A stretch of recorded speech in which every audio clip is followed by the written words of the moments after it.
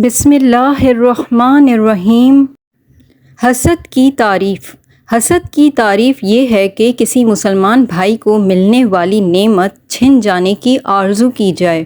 کسی کی دینی یا دنیاوی نعمت کے زوال یعنی اس کے چھن جانے کی تمنا کرنا یا یہ خواہش کرنا کہ فلاں شخص کو یہ نعمت نہ ملے، اس کا نام حسد ہے۔ یاد رہے کہ حسد حرام ہے اور اس باطنی مرض کے بارے میں علم حاصل کرنا فرض ہے۔ حسد کی وضاحت اسلامی اسکالر سید ابوالعلا مودودی کے حوالے سے۔ تفہیم القرآن۔ سورہ فلق آیت نمبر 5۔ وَمِن شَرِّ حَاسِدٍ إِذَا حَسَد، اور حسد کرنے والے کی برائی سے بھی جب وہ حسد کرے۔ حسد کا مطلب یہ ہے کہ کسی شخص کو اللہ نے جو نعمت یا فضیلت یا خوبی عطا کی ہے اس پر کوئی دوسرا شخص جلے اور یہ چاہے کہ وہ اس سے سلب ہو کر حاسد کو مل جائے، یا کم از کم یہ کہ اس سے ضرور چھن جائے۔ البتہ حسد کی تعریف میں یہ بات نہیں آتی کہ کوئی شخص یہ چاہے کہ جو فضل دوسرے کو ملا ہے وہ مجھے بھی مل جائے۔ یہاں حاسد کے شر سے اللہ تعالیٰ کی پناہ اس حالت میں مانگی گئی ہے جبکہ وہ حسد کرے، یعنی اپنے دل کی آگ بجھانے کے لیے قول یا عمل سے کوئی اقدام کرے، کیونکہ جب تک وہ کوئی اقدام نہیں کرتا اس وقت تک اس کا جلنا بجائے خود چاہے برا سہی مگر محسود کے لیے ایسا شر نہیں بنتا کہ اس سے پناہ مانگی جائے۔ پھر جب ایسا شر کسی حاسد سے ظاہر ہو تو اس سے بچنے کے لیے اولین تدبیر یہ ہے کہ اللہ کی پناہ مانگی جائے۔ اس کے ساتھ حاسد کے شر سے امان پانے کے لیے چند چیزیں اور بھی مددگار ہوتی ہیں۔ ایک یہ کہ انسان اللہ پر بھروسہ کرے اور یقین رکھے کہ جب تک اللہ نہ چاہے کوئی اس کا کچھ نہیں بگاڑ سکتا۔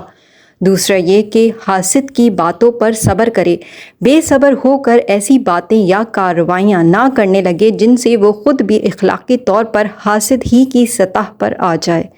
تیسرا یہ کہ حاسد خواہ خدا سے بے خوف اور خلق سے بے شرم ہو کر کیسی ہی بیہودہ حرکتیں کرتا رہے، محسود بہرحال تقویٰ پر قائم رہے۔ چوتھا یہ کہ اپنے دل کو اس کی فکر سے بالکل فارغ کر لے اور اس کو اس طرح نظر انداز کر دے کہ گویا وہ ہے ہی نہیں، کیونکہ اس کی فکر میں پڑنا حاسد سے مغلوب ہونے کا پیش خیمہ ہوتا ہے۔ پانچواں یہ کہ حاسد کے ساتھ بدی سے پیش آنا تو درکنار، جب بھی ایسا موقع آئے کہ محسود اس کے ساتھ بھلائی اور احسان کا برتاؤ کر سکتا ہو تو ضرور ایسا ہی کرے، قطع نظر اس سے کہ حاسد کے دل کی جلن محسود کے اس نیک رویے سے ملتی ہے یا نہیں۔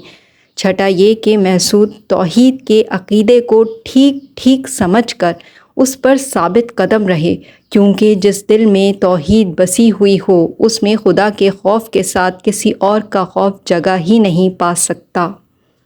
حسد قرآن کریم کی روشنی میں۔ سورۃ النساء آیت نمبر 54۔ ترجمہ: یا یہ لوگوں سے حسد کرتے ہیں اس پر جو اللہ تعالیٰ نے اپنے فضل سے انہیں دیا ہے، پس ہم نے تو آل ابراہیم کو کتاب اور حکمت بھی دی ہے اور بڑی سلطنت بھی عطا فرمائی ہے۔ تفسیر مفتی تقی عثمانی۔ یعنی اللہ تعالیٰ اپنی حکمت کے تحت جس کو مناسب سمجھتا ہے نبوت اور خلافت و حکومت کے اعزاز سے سرفراز فرماتا ہے، چنانچہ اس نے حضرت ابراہیم علیہ السلام کو نبوت و حکمت عطا فرمائی اور ان کی اولاد میں یہ سلسلہ جاری رکھا، چنانچہ ان میں سے بعض مثلاً حضرت داؤد علیہ السلام اور حضرت سلیمان علیہ السلام نبی ہونے کے ساتھ حکمران بھی بنے۔ اب تک ان کے ایک صاحبزادے حضرت یعقوب علیہ السلام کی اولاد میں نبوت و حکومت کا سلسلہ جاری رہا ہے۔ اب اگر ان کے دوسرے صاحبزادے حضرت اسماعیل علیہ السلام کی اولاد میں حضرت محمد مصطفیٰ صلی اللہ علیہ وآلہ وسلم کو یہ اعزاز بخش دیا گیا ہے تو اس میں اعتراض یا حسد کی کیا بات ہے؟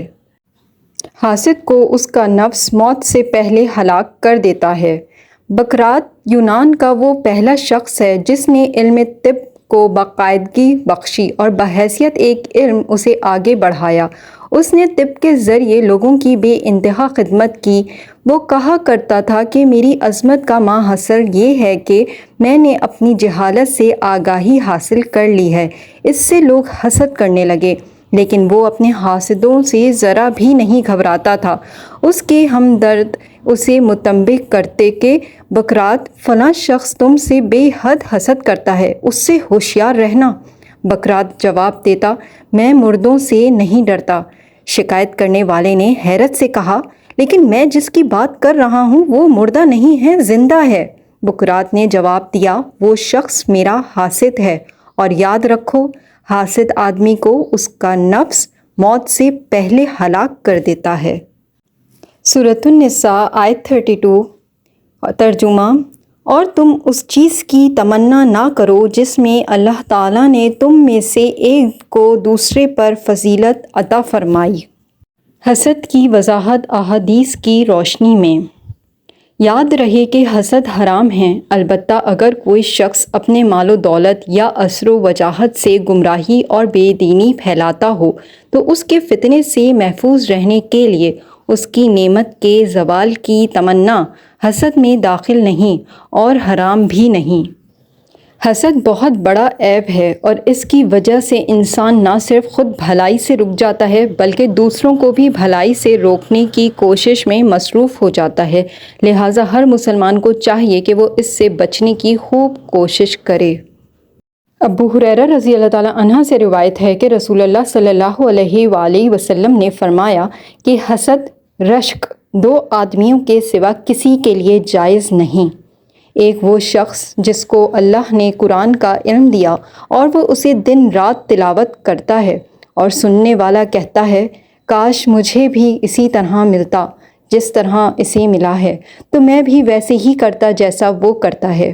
دوسرا وہ شخص جس کو اللہ نے مال دیا اور وہ اللہ کے راستے میں خرچ کرتا ہے، دیکھنے والا کہتا ہے کہ کاش مجھے بھی ملتا جیسا کہ اسے ملا، میں بھی اسی طرح خرچ کرتا۔ حضور انور صلی اللہ علیہ وآلہ وسلم نے ارشاد فرمایا، حسد ایمان کو اس طرح تباہ کر دیتا ہے جیسے صبر یعنی ایک درخت کا انتہائی کڑوا نچوڑ شہد کو تباہ کر دیتا ہے۔ حضرت وہب بن منبر رضی اللہ تعالیٰ عنہ فرماتے ہیں، حسد سے بچو کیونکہ یہ پہلا گناہ ہے جس کے ذریعے آسمان میں اللہ تعالیٰ کی نافرمانی کی گئی، اور یہی پہلا گناہ ہے جس کے ذریعے زمین میں اللہ تعالیٰ کی نافرمانی کی گئی۔ حاسد گویا اللہ تعالیٰ پر اعتراض کرتا ہے۔ حضرت سیدنا امام غزالی علیہ رحمۃ اللہ لکھتے ہیں، حسد اس لیے بہت بڑا گناہ ہے کہ حسد کرنے والا گویا اللہ تعالیٰ پر اعتراض کر رہا ہے کہ فلاں آدمی اس نعمت کے قابل نہیں تھا، اس کو یہ نعمت کیوں دی؟ اب تم خود ہی سمجھ لو کہ اللہ عز و جل پر کوئی اعتراض کرنا کتنا بڑا گناہ ہوگا۔ حاسد کا مجھ سے کوئی تعلق نہیں۔ اللہ عز و جل کے محبوب حضرت محمد صلی اللہ علیہ وآلہ وسلم نے حاسد سے اپنی بیزاری کا اظہار ان الفاظ میں فرمایا۔ ترجمہ، یعنی حسد کرنے والے، چغلی کھانے والے اور کاہن کا مجھ سے اور میرا ان سے کوئی تعلق نہیں۔ حسد سے بڑھ کر گناہ۔ حضرت سعدی رحمۃ اللہ علیہ فرماتے ہیں کہ جس دور میں وہ نظامیہ بغداد میں پڑھا کرتے تھے اور معلمی کے فرائض بھی انجام دیتے تھے، ان کا ایک ساتھی ان کی سخن آفرینی اور نکتہ فہمی کے باعث ان سے جلن رکھتا تھا۔ ایک دن حضرت سعدی رحمۃ اللہ علیہ نے اپنے ایک استاد محترم سے اپنی اس پریشانی کا ذکر کر دیا کہ میرا ایک ساتھی میری خوبیوں سے حسد میں مبتلا ہو کر مجھے طرح طرح سے مصائب کا شکار کرنے پر تلا رہتا ہے۔ استاد محترم نے حضرت سعدی رحمۃ اللہ علیہ کی زبانی جب یہ واقعہ سنا تو نہایت ناراضگی کا اظہار کرتے ہوئے فرمایا کہ مجھے حیرانی ہے کہ تو اس کے عیب سے تو واقف ہو گیا کہ وہ تجھ سے حسد کرتا ہے، لیکن تو نے اپنے بارے میں ذرہ برابر سوچنے کی تکلیف گوارا نہیں کی کہ تو اس کے عیب بیان کرنے سے غیبت کا مرتکب ٹھہر رہا ہے۔ اگر اس حاسد کا ٹھکانہ جہنم تفویض ہوتا ہے تو بھی اس کا پیروکار بنتے ہوئے چاہے دوسرے راستے ہی صحیح جہنم کی آگ کا ایندھن بننے کو تیار ہو رہا ہے۔ نظر، حسد، جلن اور رکاوٹ کو دور کرنے کے لیے سورہ یاسین آیت نمبر 9 مرتبہ پڑھنا ہے، وجعلنا من بین ایدیہم سدا ومن خلفہم سدا فاغشیناہم فہم لا یبصرون۔ سورہ قلم آیت نمبر 51-52 3 مرتبہ۔ وَيَكَادُ الَّذِينَ كَفَرُوا لَيُزْلِقُونَكَ بِأَبْصَارِهِمْ لَمَّا سَمِعُوا الذِّكْرَ وَيَقُولُونَ إِنَّهُ لَمَجْنُونٌ وَمَا هُوَ إِلَّا ذِكْرٌ لِّلْعَالَمِينَ۔ سورہ کوثر 11 مرتبہ۔ إِنَّا أَعْطَيْنَاكَ الْكَوْثَرَ فَصَلِّ لِرَبِّكَ وَانْحَرْ إِنَّ شَانِئَكَ هُوَ الْأَبْتَرُ۔ سورہ فلق 3 مرتبہ۔ قُلْ أَعُوذُ بِرَبِّ الْفَلَقِ مِنْ شَرِّ مَا خَلَقَ وَمِنْ شَرِّ غَاسِقٍ إِذَا وَقَبَ وَمِنْ شَرِّ النَّفَّاثَاتِ فِي الْعُقَدِ وَمِنْ شَرِّ حَاسِدٍ إِذَا حَسَدَ۔ سورۃ الناس 3 مرتبہ۔ قُلْ أَعُوذُ بِرَبِّ النَّاسِ مَلِكِ النَّاسِ إِلَٰهِ النَّاسِ مِنْ شَرِّ الْوَسْوَاسِ الْخَنَّاسِ الَّذِي يُوَسْوِسُ فِي صُدُورِ النَّاسِ مِنَ الْجِنَّةِ وَالنَّاسِ۔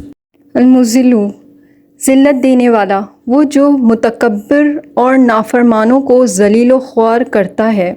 جو شخص 75 مرتبہ اس اسم کو پڑھ کر سر بسجود ہو کر دعا کرے گا، اللہ تعالیٰ اس کو انشاءاللہ حاسدوں، ظالموں اور دشمنوں کے شر سے محفوظ رکھے گا۔